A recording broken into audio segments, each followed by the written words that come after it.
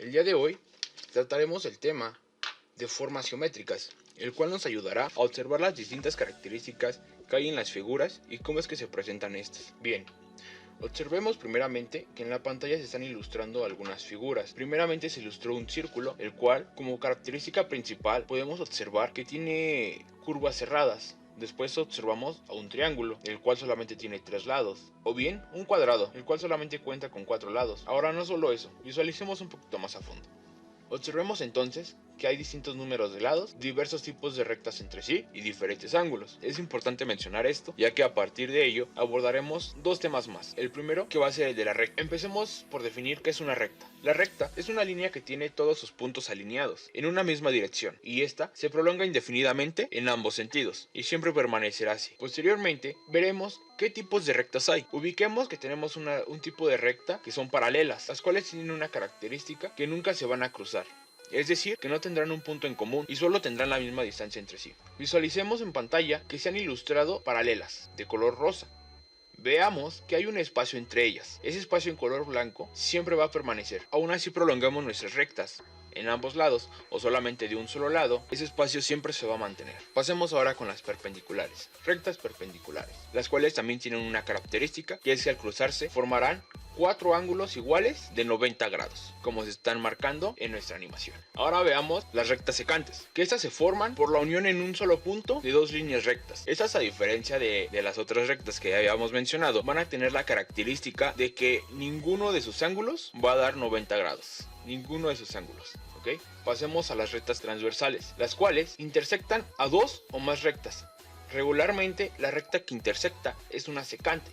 En este caso, nuestra recta secante sería la que está en color negro. Es importante mencionar este tipo de rectas, ya que estas las veremos un poco más adelante. Empecemos ahora a abordar el tema de ángulo, el cual vamos a empezar por definir qué es la abertura que hay entre dos semirrectas que parten del mismo punto llamado vértice. Hemos trazado dos semirrectas de color azul y justamente el punto que está en color naranja es nuestro vértice. Es decir, que ahí ya se está formando un ángulo. Veamos qué tipos de ángulos hay. El ángulo recto tiene una abertura de 90 grados. Un ángulo agudo es aquel que tiene una abertura menor a 90 grados, ¿ok? Podemos hablar de 10, 20, 30, 50, 60, 70, 80 grados, siempre y cuando sea menor a los 90.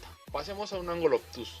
Es aquel que tiene una abertura mayor a 90 grados, es decir, que está por arriba de los 90. Podemos hablar de un ángulo de 110, 130, 150, 170, o bien del que está en pantalla, que es de 120 grados. Ahora hablemos de un ángulo llano, que es aquel que equivale a 180 grados totales, no más. Un ángulo llano, 180 grados, recordémoslo. Los ángulos complementarios son los ángulos que sumados dan 90 grados. Como se observa en pantalla, primeramente trazamos un ángulo que medía 60 grados y después trazamos otro que tenía 30 grados. Podemos hablar también de ángulos suplementarios, que son los ángulos que sumados nos van a dar 180 grados. Ubicamos, tenemos un ángulo de 60 grados y del otro lado tenemos un ángulo de 120 grados. La suma de estos dos, 60 y 120, nos dan una suma de 180 grados.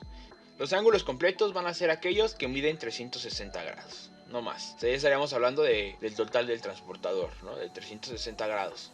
Ya estaríamos hablando de una circunferencia. Los ángulos adyacentes, que son aquellos que tienen el vértice y un lado en común. En este caso, podremos decir que formamos un vértice. ¿En dónde? Entre la semirrecta verde y la de color negro. El lado en común quedaría nuestra semirrecta, que es de color azul. A los ángulos opuestos por el vértice, los cuales tienen un vértice en común y sus opuestos miden lo mismo. Observemos entonces que tenemos ya un total de 4 ángulos, ¿ok? Pero ¿por qué le llamamos opuestos? Si se dan cuenta, en el momento en el que corta ese vértice, o bien en el que ese vértice está en común, está dividiendo en 4 partes nuestras rectas. Nos están quedando 4 partes. Ubicamos que del lado derecho y del lado izquierdo, de manera horizontal, tenemos 40 grados. Esos son nuestros opuestos. Esos ángulos siempre van a medir lo mismo. Siempre. Lo mismo va a pasar con los que están de manera vertical. 140 y 140. Ahora bien, te preguntarás, ¿por qué son esas medidas? Bien. Hay una característica que en los ángulos opuestos por el vértice, por lo general, cuando hablamos de esos 4 ángulos, siempre tienen que dar la suma de los 360 grados, ya que estamos hablando de ángulos completos en sí. Observemos que 140 y 140 son 280. Para los 360 grados nos faltan 80 grados, que son los que están repartidos en esos ángulos opuestos. Abordaremos también el tema de los ángulos entre paralelas y una transversal. Es parte de lo que se mencionaba hace rato.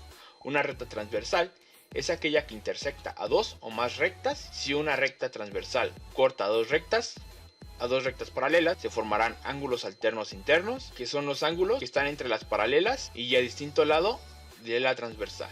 ¿Okay? Entonces, alternos internos, observamos, y pasemos ahora a los alternos externos, que son los ángulos que están en la parte exterior de las paralelas y a distinto lado de la transversal. Los ángulos correspondientes, que son los que están del mismo lado de la transversal y en la misma posición respecto a cada paralela, pero uno es interno y el otro es externo a la paralela. Recordemos que las paralelas son las de color azul y nuestra transversal es la de color verde. Ángulos conjugados internos.